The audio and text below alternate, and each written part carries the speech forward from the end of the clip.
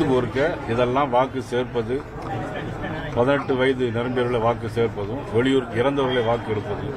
திருநெல்வேலியில் என் தொகுதியிலேயே ஒரே பூத்தில் 30 பேர் இறந்து போயிருக்காங்க, 40 பேர் வெளியூர் போயிருக்காங்க, 15 பேர் கல்யாணம் முடிஞ்சு போயிட்டாங்க. அப்போ அவங்க சேர்க்கணுமா வேண்டாமா? வெளியூர் இறந்தவங்களை நீக்கணும், வயது 18 வயது நிரம்பியவங்களை சேர்க்கணும். இதுல என்ன தவறு இருக்கு முதலமைச்சருக்கு? இதுல என்ன வருத்தம் இருக்கு அப்படிங்கறத எங்களுக்கு தெரியல.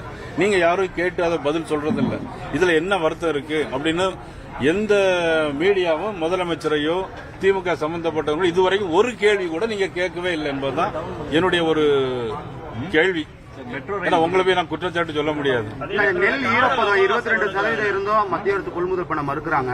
விவசாயிகள் எதிராக செயல்படுதுன்னு சொல்லி திமுக ஆர்ப்பாட்டம் அறிவிச்சிருக்கு. அது யார் காரணம்? அந்த ஈரப்பதம் வருவதற்கு யார் காரணம்? நீங்க யார் காரணம் சொல்லுங்க.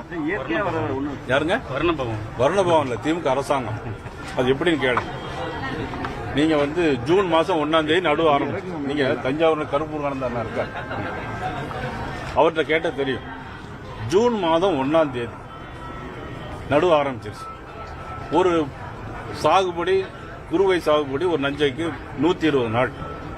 நீ பாத்தீங்கன்னா ஜூன், ஜூலை, ஆகஸ்ட், செப்டம்பர் 120 நாள் முடிஞ்சிச்சு. 120 நாள்ல கொள்முதல் பண்ண வேண்டியது யாருடைய பொறுப்பு?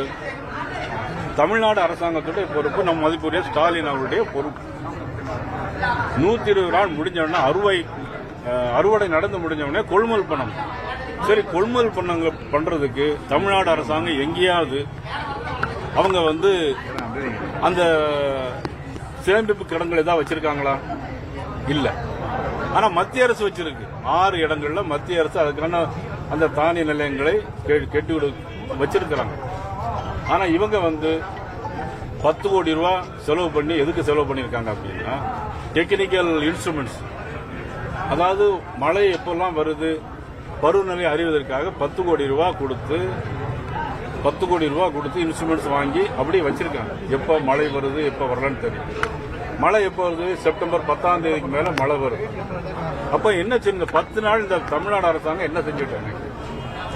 எங்களுடைய கேள்வி, அறுவடை நடந்து முடிந்த உடனே ஏன் நீங்க கொள்முதல் செய்யல? ஆக மழையில நனைய விட்டு, பயிரெல்லாம் முளைக்க விட்டு, அது பிறகு ஈரப்பதத்துக்கு ரூபா தாங்கன்னு கேட்கறதுல என்ன நியாயம் இருக்குது? முழுக்க முழுக்க தமிழ்நாடு அரசாங்கத்துடைய பொறுப்பு, மதிப்புக்குரிய ஸ்டாலின் முதலமைச்சர் அவருடைய பொறுப்பு.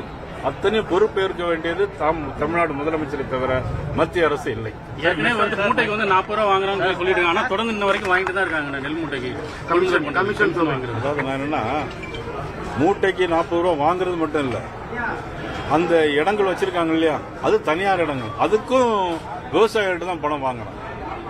இன்னைக்கு பிரைம் மினிஸ்டர் வந்தாங்க, 18,000 கோடி ரூபாய்க்கு வருஷத்துக்கு 6,000 ரூபாய் விவசாயிகள் கொடுக்காங்க. அப்ப உண்மையிலேயே விவசாயிகளுக்கு வருஷம் பணம் கொடுக்கறது யாரு?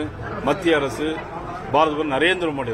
நீங்க ஏதாவது மானியம் கொடுக்கறீங்களா? தமிழ்நாடு அரசாங்கம் விவசாயிகளுக்கு மானியம் கொடுக்கறது இல்ல. தமிழ்நாடு அரசாங்கம், முதலமைச்சர் அவர்கள் விவசாயிகளை வஞ்சிக்கிறார்கள். குறிப்பா காவிரி டெல்டா பகுதி விவசாயிகளை வஞ்சிக்கிறார்கள். காவிரி டெல்டாக்காரன் என்று சொல்லிக் கொண்டிருக்கிறார்கள். முழு பொறுப்பும் தமிழ்நாடு அரசாங்கம், மதிப்புக்குரிய முதலமைச்சர் அவர்கள். மாநில உரிமை பறிக்கிறது பாரதிய ஜனதா